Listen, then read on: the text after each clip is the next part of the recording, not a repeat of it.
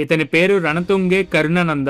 ఇతను ఒలింపిక్స్ లో పాల్గొని లాస్ట్ వచ్చారు. కానీ ఇతని గురించి జపాన్ స్కూల్ బుక్స్ లో గొప్పగా చెప్తారు. ఇక్కడ మీకు ఒక డౌట్ రావచ్చు, రన్నింగ్ రేస్ లో ఓడిపోయిన వ్యక్తి గురించి జపాన్ స్కూల్ బుక్స్ లో ఎందుకు గొప్పగా ప్రింట్ చేశారు అని.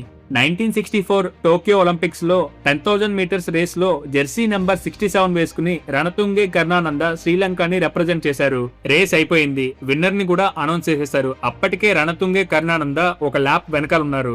అయినా కూడా రన్నింగ్ ని ఆపలేదు. అతన్ని చూసి అందరూ నవ్వుతున్నారు. రేస్ అయిపోయి కూడా ఇంకా పరిగెడుతున్నాడు ఏంటి అని. కరుణానంద అవేమి పట్టించుకోకుండా క్రాంప్స్ తోనే రన్నింగ్ ని కంటిన్యూ చేస్తున్నాడు. అతని పట్టుదల చూసి 70,000 మంది అతన్ని చీర్ చేయడం స్టార్ట్ చేశారు. మొత్తానికి ఆ ల్యాప్ ని కూడా రణతుంగే కరుణానంద కంప్లీట్ చేశారు. రేస్ అయిపోయి కూడా ఎందుకు పరిగెత్తారు అని అతన్ని అడిగితే, నాకు ఒక చిన్న కూతురుంది, తను పెద్దయ్యాక మా డాడీ ఒలింపిక్స్ లో రన్నింగ్ ని కంప్లీట్ చేశారు, మధ్యలో వదిలేయలేదు అని గర్వంగా చెప్పుకోవాలి, అందుకే రేస్ ని కంప్లీట్ చేశా అని చెప్పారు. ఆ రేస్ కంప్లీట్ అయ్యి ఇప్పటికీ 60 సంవత్సరాల పైన దాటేసింది. అయినా కూడా జపాన్ వాళ్ళు అతన్ని ఇంకా మర్చిపోలేదు.